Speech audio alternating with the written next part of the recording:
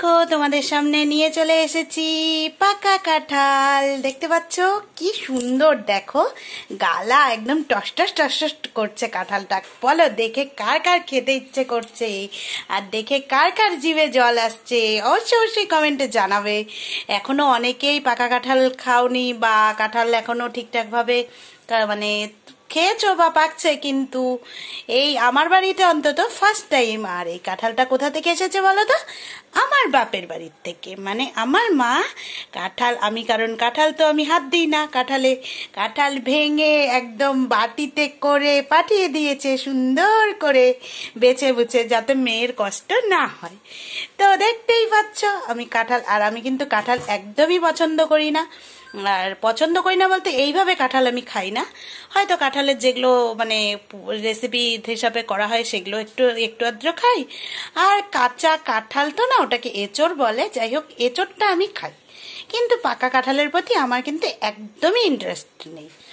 তো দেখতেই পাচ্ছ এখানে কাঁঠাল নিয়ে নিয়েছি। আর বলো তোমরা কাঁঠালগুলো দেখে কি মনে হচ্ছে? তো চলো আগে কাঁঠালের কোষগুলো কি সুন্দর দেখেছো, এগুলোর থেকে বীজগুলোকে ছাড়িয়ে নিই। ছাড়িয়ে নিয়ে কি করি তোমরা আমার সঙ্গে থাকো আর দেখতে থাকো যে কি করছি, না হলে বুঝবে কি করে যে কি বানাচ্ছি। অবশ্যই অবশ্যই সঙ্গে থেকো, ঠিক আছে? এই দেখো আমি কাঁঠালের বীজগুলো পুরো ছাড়িয়ে নিয়েছি। এই দেখো একদম পুরো কি সুন্দর গালা কোষগুলো, আর এই দেখো বীজগুলো ছাড়িয়ে নিয়েছি। আর এখানে নিয়েছি একটা এরকম ফোটা ফোটা থাল, একটা গামলা, দেখতে পাচ্ছ? এটার মধ্যে এখন আমি এগুলোকে ভালো করে দিয়ে ভালো করে এরকম করে করে রস করে নেব।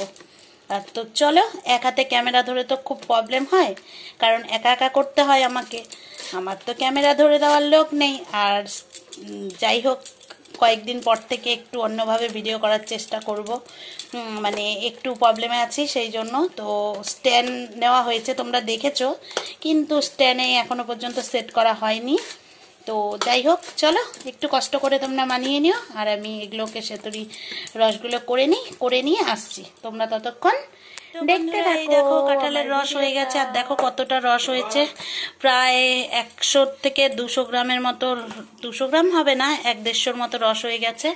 দেখতে পাচ্ছ কতটা রস হয়েছে। তো এটাকে এখন আমি কিছুক্ষণের জন্য ঢেকে রাখবো, তারপর দেখো কাঁঠালের রসটা তো দেখতেই পাচ্ছ বের করে নিয়েছি। এটার মধ্যে এখন আমি দিয়ে দেব পরিমাণ মতো চিনি। তো তোমরা তোমাদের পরিমাণ মতো অবশ্যই দেবে, কারণ কেউ কারোর পরিমাণটা বলে দিতে পারে না, এটা হচ্ছে দিয়ে। আর এখানটায় দেব হচ্ছে কিছুটা পরিমাণ ময়দা। আর ময়দাটা দিলে কি হবে বলো তো, ময়দাটাতে না একটু মানে মুচমুচে টাইপের হয়। আর দেব আমি কিছুটা পরিমাণ আটা, দেখতে পাচ্ছ এই কিছুটা পরিমাণ আটা দিয়ে নিলাম, মানে যতটা লাগবে আমি পরিমাণ মতো দিয়ে নিচ্ছি। আর এখানে দেবো কি বলো তো, এই দেখো একটা এরকম বড় সাইজের মালভোগ কলা। তো যাই হোক এবার আমি এটাকে দিয়ে ভালো করে মেখে নেব। তো চলো এটাকে আমি আগে মেখে নিই, তারপরে আসছি। আর আমি হাত দিয়ে মাখবো, কারণ হাত দিয়ে মাখলে ভালো হয়, আর চিনিটাও গলবে ভালো মতো। কলাটা ভালো করে চেটকে ভালো করে মেখে নেব। তো চলো আগে মেখে নিই, তারপরে আসছি। বন্ধুরা এই দেখো এটা কিন্তু আমার মাখা হয়ে গেছে। আর আমি না তোমাদেরকে দেখানোর জন্য, কারণ ভাবলাম তোমাদের না দেখালে তো তোমরা বুঝবে না। এই দেখো এটার মধ্যে একটু নুন দিয়ে দিয়েছি, আর এগুলো কি বলো তো মৌরি, কারণ মৌরিটা দিয়ে নিলাম। আর মৌরিটা দিলে না খেতে কিন্তু বেশ ভালো লাগে। এখন মৌরিটা দিয়ে আবার একটুখানি আর নুনটা দিয়ে ভালো করে মেখে আমি পুরো মানে 1 ঘন্টার মতো এটাকে রেখে দেবো। আর মাখাটা ঠিক দেখতে পাচ্ছ যে এরকম টাইপেরই হবে তোমরা, কারণ দেখো আমি যদি এখানে তোমাদের বলি 1 কাপ 2 কাপ যদি বলে দিই, তোমরা কিন্তু সেই পরিমাণ অনুযায়ী করতে যাবে, হয়তো গন্ডগোল হয়ে যাবে। তো তোমরা তোমাদের পরিমাণ মতো দেখে যদি নাও, আর মাখাটা দেখতে পাচ্ছ এরকম টাইপের হবে, তাহলে তোমরা বুঝতে পারবে, নিজেরা যখন করবে তখন নিজেরা বুঝতে পারবে। তো চলো আমি কিন্তু এটাকে ভালো করে মিশিয়ে নিচ্ছি, মেখে নিচ্ছি। আর মেখে নিয়ে তারপরে তোমাদেরকে ফাইনাল লুকটা দেখাচ্ছি, তোমরা ততক্ষণ দেখতে থাকো। এই দেখো আমার ভালো করে মাখা হয়ে গেছে, আর এটাকে আমি পুরো 1 থেকে 1.5 ঘন্টার জন্য ঢেকে রেখে দেব। এরকম করে চাপা দেওয়া থাকবে, পরে এগুলোকে করব। তো চলো এগুলো চাপা দেওয়া থাক, তোমরা আমার ভিডিওটা কন্টিনিউ করতে থাকো, আবার পরে আশা করি সবাই ভালো আছো। আর আমি তোমরা দেখতেই পেলে এতক্ষণ ধরে একটা রেসিপি শেয়ার করছিলাম, দেখাচ্ছিলাম যেটা। তো যাই হোক, প্রথমেই বলি একটু তোমরা মানিয়ে নিও আর আমাকে ভুল বুঝো না।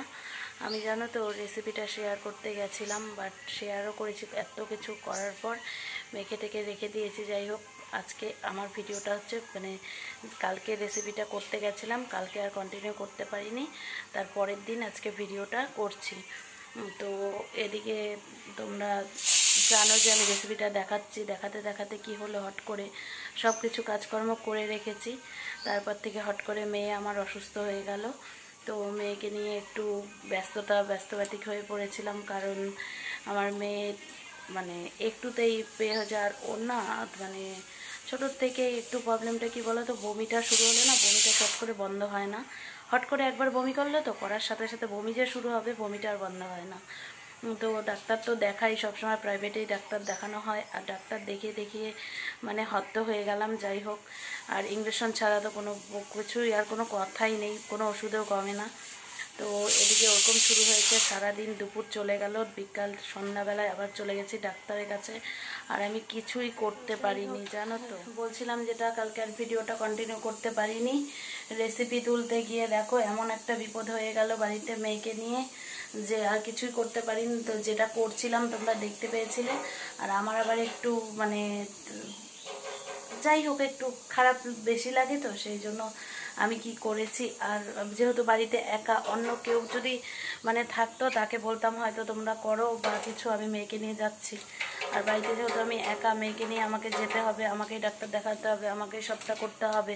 তো সেই জন্য আমি কি করেছি, সব কিছু ফেলে দিয়েছি, আর কিচ্ছু বানাইও নি, কিচ্ছু নেই, সব ঢেলে একদম ফেলে দিয়েছি, ফেলে দিয়ে রেখে দিয়েছি। রাগ করে বলেছি ধুর ঘন্টা আর কিছু বানাবোই না, আগে মেয়ে সুস্থ হোক তারপর। এদিকে দেখো, ওই দেখো মেয়ে শুয়ে আছে, দেখতে পাচ্ছ। তো জ্বরও এসেছে, জ্বর বমি, এদিকে মানে কিচ্ছু খাওয়াতে পারিনি, মেয়েও খাওয়া দাওয়া করেনি।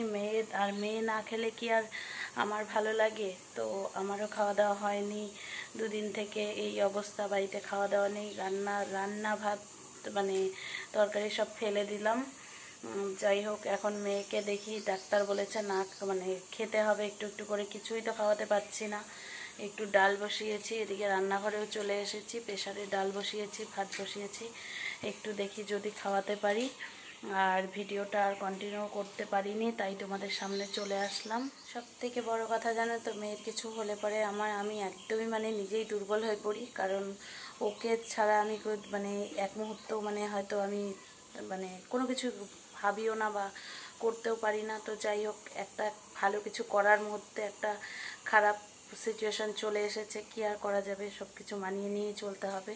তো তোমরা ভিডিওটা দেখে প্লিজ কেউ ভুল বুঝো না। আর করতে পারিনি তো হয়তো তোমাদের কাছে ছিল শেয়ার করার, করতে পারিনি, তো নেক্সটে চেষ্টা করব। আর সবাই একটু প্রার্থনা করো যাতে আমার মেয়েটা তাড়াতাড়ি সুস্থ হয়ে যায়।